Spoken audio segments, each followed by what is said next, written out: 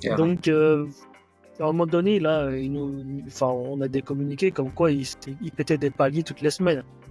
Donc, en fait, s'ils ne connaissent pas, voilà, eux-mêmes le potentiel du truc, c'est difficile de dire, voilà, cet été, on sort ça, dans 3 mois, on sort ça.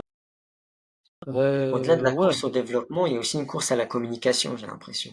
Quand bien même on n'a pas fini ou peaufiner une fonctionnalité, on va malgré tout communiquer dessus et communiquer notamment sur une version bêta, juste pour mettre un peu plus la pression à la concurrence et montrer voilà qu'on se met en avant, qu'on a une position de leader à maintenir et qu'on doit entretenir cette position-là. Et j'ai l'impression que là, on a l'impression qu'on a multiplié les communications de la part OpenAI et que derrière, concrètement, on n'a pas toutes les promesses ne sont pas tenues à l'heure actuelle. Et il y a un sentiment de frustration qui commence à apparaître. Je le vois parmi les différentes réactions qu'il y a sur LinkedIn et sur Twitter. Il y a une frustration qui commence à apparaître vis-à-vis d'OpenAI entre ce qui est dit et ce qui est concrètement possible de faire via l'outil ChatGPT ou d'autres fonctionnalités à venir qui ne sont toujours pas arrivées. bah, Et c'est vrai là où j'ai que, l'impression que ouais, la concurrence est plus pragmatique et ne va pas faire des effets d'annonce, mais plutôt annoncer certaines choses au moment où elles sont déjà fonctionnelles. ouais, de toute façon, c'est vrai que OpenAI, ils nous ont fait beaucoup d'annonces avant les vacances. Et, euh, et au final, on n'en voit rien. On voit rien encore. C'est ça. Il y a le mode, La première fois qu'on parlait de là, ChatGPT, on se disait que ChatGPT viendrait, il me semblait, juste après les vacances d'été, avant la fin de l'année. Là, on y est, et on n'a toujours pas d'annonce officielle. avant l'été, on nous avait présenté des trucs assez révolutionnaires. Donc, par exemple, un modèle vocal avancé qu'ils sont en train de déployer aujourd'hui, que j'ai pu tester. Et surtout, il y avait le truc, tu te rappelles, de partage d'écran à ChatGPT et que Ouais. ChatGPT commentait en réel ce que tu lui présentais. Et par exemple, voilà, tu es en train de développer ou tu es en train de faire un truc. Il y a même une démo d'un mec en train de jouer à Minecraft et ChatGPT sur le côté en disant, bah voilà, maintenant, construis tel ou tel outil. Donc, pour le construire, tu ramasses telle ou telle ressource. Tu fais ça et puis le mec, vas-y, il faisait ça, il jouait avec un assistant ChatGPT en même temps qui lui disait quoi faire. Bon, là, on est très très loin. J'ai l'impression qu'on est très très loin de ça aujourd'hui. Oui, oui, clairement. Et j'ai l'impression que de toute façon, cette communication excessive, elle est là pour mieux cacher les départs dont on a parlé, les départs d'OpenAI, parce que ce qui est sûr, c'est que cette vague de départ, elle va poser des problèmes techniques en termes d'avancée, de progression, on va dire, à une fréquence qui était assez soutenue avant ces départs, et là qui se retrouve assez impacté.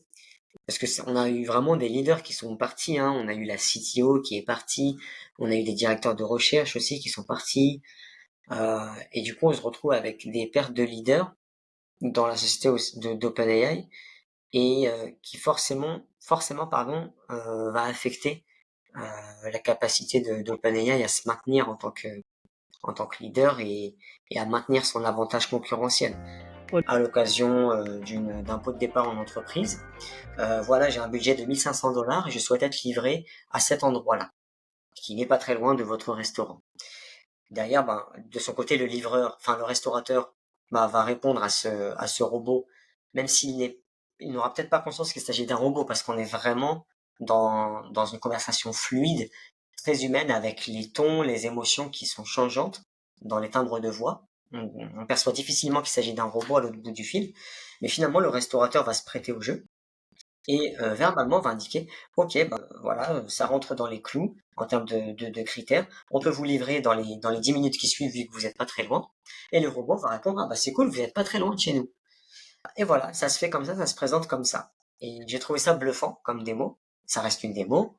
Je sais pas s'ils l'ont bien scripté, mais ça reste extrêmement bluffant. Le fait de confier un agent IA, parce qu'il s'agit un agent IA, l'achat GPT a été transformé en agent IA, de pouvoir confier certaines tâches à des agents IA en lui fournissant les informations nécessaires et qu'il réalise ces tâches-là de manière euh, enfin, efficace et rapide, bah, clairement, l'idée principale de ces outils-là leur objectif principal qui est de faire gagner du temps, bah, c'est un objectif rempli dans ces circonstances-là et qui va potentiellement, si elle est déployée et utilisée par, par les principaux acteurs dans ce besoin, ça va clairement faire pencher la balance et remettre OpenAI sur le devant de la scène, là où actuellement on sent qu'ils sont un peu ralentis par ces différents départs dont on a parlé.